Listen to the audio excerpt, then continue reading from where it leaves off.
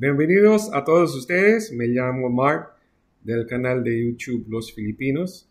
Hoy voy a reaccionar a un video de la BBC que se llama ¿Por qué Filipinas no es hispanohablante si fue una colonia de España durante 300 años? Es algo muy interesante y de hecho estamos de acuerdo con la mayoría de las cosas que dicen en el video, aunque hay algunas cosas que debemos discutir, cosas que no estamos de acuerdo. Vale, vamos a ver. Empecemos ya. Durante 333 años los españoles dominaron Filipinas. Esa época colonial en el archipiélago asiático fue tan larga como en las naciones latinoamericanas. Y sin embargo, Filipinas no es un país hispanohablante. ¿Pero qué pasó para que se perdiera el español? ¿Y se perdió realmente? Eso te lo contamos en este video.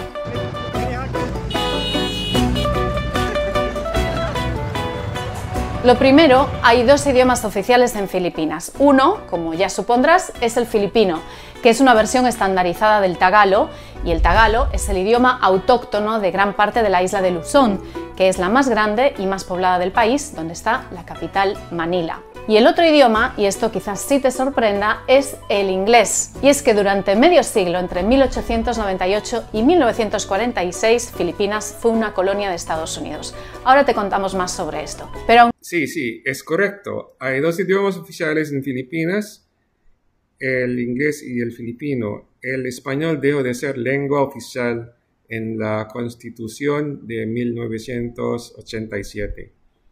Bueno, vamos a continuar. que no se hable, la influencia del español sí está presente hoy en día en la vida cotidiana de los filipinos. Se estima que un 30% del tagalo viene del español, y eso se nota sobre todo en el vocabulario que tiene que ver con la mesa y la comida, con la ropa, los días de la semana o los meses del año. Seguramente no tendrás problema en entender estas palabras en tagalo, por ejemplo. Guapo, cuchara, miércoles, ventana, ciudad. Y una de las cosas que más llaman la atención es la huella que los españoles dejaron en los nombres y apellidos. Fíjate, por ejemplo, en los de estos miembros del gobierno filipino. María Leonor Robredo, Leonor Briones, Francisco Duque. Ya ves que la influencia española es evidente en el día a día, pero ¿qué pasó con el idioma? Fernando de Magallanes fue el primer europeo que llegó al archipiélago en 1521. Y lo bautizó con el nombre de Las Filipinas, en honor a quien se convertiría en el rey Felipe II de España. Bueno, esto es incorrecto. Magallanes llamó las islas como Islas del Poniente y no Filipinas. No se refería a todo el archipiélago, solo a las islas que conocía en ese momento. Fue Ruy López de Villalobos quien llamó a las islas como Islas de Filipinas, nombre que eventualmente abarcó todo el archipiélago y el país pasó a ser conocido como Filipinas. Y debo decir también que antes de la llegada de los españoles no hubo Filipinas, fueron los españoles los que crearon esta entidad jurídica que hoy conocemos como Filipinas. Entonces, ni Magallanes ni España descubrieron Filipinas como algunos libros dicen, ya que no existía todavía Filipinas como entidad jurídica cuando Magallanes llegó. Entonces, España no descubrió Filipinas. Es más correcto decir, España creó las Filipinas a partir de miles de las islas separadas que hablaban cientos de idiomas diferentes, sin nada en común en todo el archipiélago. Bueno, lo que tenemos en común entre nosotros, los habitantes de Filipinas, es que nos formamos como una unidad bajo España. En ese sentido, lo que nos une a los filipinos son nuestras raíces hispanas, porque Filipinas fue una creación original española. Eso es lo que nos une en primer lugar. Por lo tanto, los filipinos son hispanos de raíz, aunque hoy en día la mayoría ya no hablamos el español. Y cuando los españoles se instalaron allí, en 1565, se encontraron, como en América, con una riqueza lingüística enorme. Ten en cuenta que aún hoy en día se hablan entre 100 y 180 lenguas en Filipinas, dependiendo de cómo se clasifiquen. Eso es correcto. E igual que en América, durante los siguientes siglos, la corona española quiso que el castellano se impusiera como el lenguaje de sus dominios. Ahora, la colonización estuvo muy ligada a la evangelización, pero en Filipinas había pocos misioneros y pronto se dieron cuenta de que con el español no podrían ir muy lejos. Así que aprendieron las lenguas locales para dar a conocer el cristianismo y, valiéndose de la experiencia en América, escogieron ciertas lenguas llamadas lenguas generales, que eran las que utilizaban diferentes pueblos para comunicarse entre sí, como sucedía en México con el náhuatl y en Perú con el quechua. Y así fue como los misioneros usaron sobre todo tagalo en el área de Manila y cebuano en la isla de Cebú y las islas del centro de Filipinas llamadas Visayas. No estoy de acuerdo con todo eso. Debo decir que el español era el idioma del gobierno y el comercio. Los misioneros enseñaron español a los nativos mientras aprendían los idiomas locales, y debemos decir que no se hacía en escuelas seculares, sino en escuelas o parroquias dirigidas por los frailes. Solo después de 1863, cuando se estableció la escuela pública que brindaba educación pública gratuita a los nativos, y se exigía que se enseñara español. Pero sí, los educados hablaban español. Solo tratamos de pensar en esto. ¿Por qué los españoles enseñarían a los nativos que no son tagalos ni cebuanos el idioma tagalo o cebuano, si los frailes ya hablaban el idioma local? Sería mucho más fácil para los frailes enseñar español en este caso, ¿no? Al menos a la gente en su ámbito, si los frailes ya hablaban el idioma local. Y a lo largo de los siguientes siglos fueron consolidando lo que hoy es una huella imborrable de los españoles, el catolicismo. No solo es hoy Filipinas una de las únicas dos naciones predominantemente católicas en Asia, junto a Timor Oriental, sino que además, con sus más de 106 millones de habitantes, es el tercer país del mundo con más católicos, después de Brasil y México. ¿Y entonces qué pasó con el español? Pues a lo largo de los siglos el español se volvió una lengua confinada a una élite social. En las aldeas, si no había un sacerdote, probablemente nadie habría tenido contacto alguno con el español. Para el siglo XIX, el español era el idioma de la administración y el que se hablaba en los estratos más altos de la población filipina. Pero, ojo, no era el que hablaba la mayoría de la gente. No estoy de acuerdo con esto. Mejor decir que la mayoría no hablaba español como lengua materna. Bueno, esto es seguro que los filipinos no hablaban español como lengua materna. Pero como lengua segunda o lengua tercera es otra cosa. Hay que tener en cuenta que hasta ahora hay cientos de lenguas locales en Filipinas. Son lenguas, no son dialectos de tagalo ni de cebuano. La mayoría de los filipinos somos al menos bilingües y hablando una lengua materna y una lengua más, quizás filipino o inglés, o filipinos e inglés.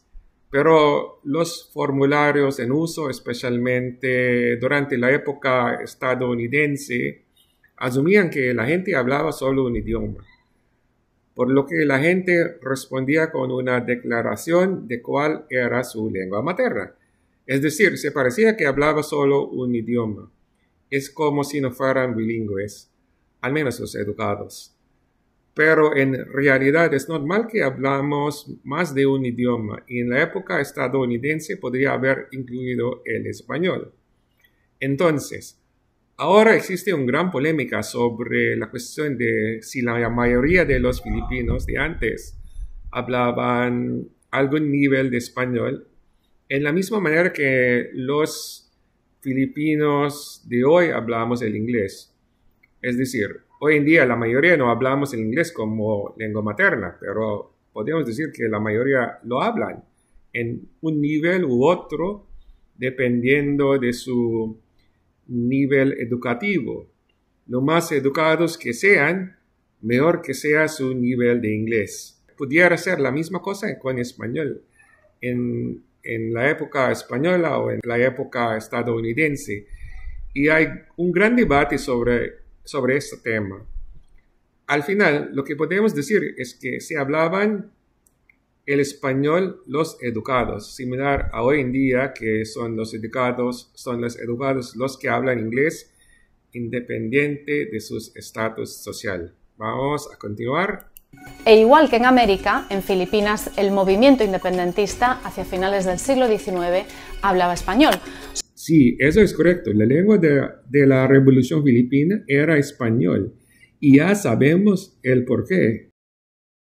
Solo que esa rebelión frente a los españoles, que duró años, no llegó a concretarse y al final los filipinos se vieron inesperadamente bajo el dominio de otra potencia. ¿Cuál? Estados Unidos. ¿Y por qué? Pues porque en 1898 Estados Unidos se involucró en la Guerra de la Independencia cubana y eso provocó el estallido de la Guerra Hispano-Estadounidense, que los estadounidenses ganaron en poco más de 3 meses y tras la cual se quedaron con las posesiones que España tenía en el Pacífico, incluidas las Islas Filipinas. Durante 3 años, Filipinas luchó contra el nuevo poder colonial en la Guerra Filipino-Estadounidense, que fue, por cierto, la primera guerra de liberación nacional del siglo XX. Pero perdieron. ¿Y sabes cuál fue una de las primeras medidas que adoptó Estados Unidos una vez terminada la guerra? Pues enviar 2 barcos cargados de maestros para enseñarles inglés a los niños filipinos de todo el archipiélago.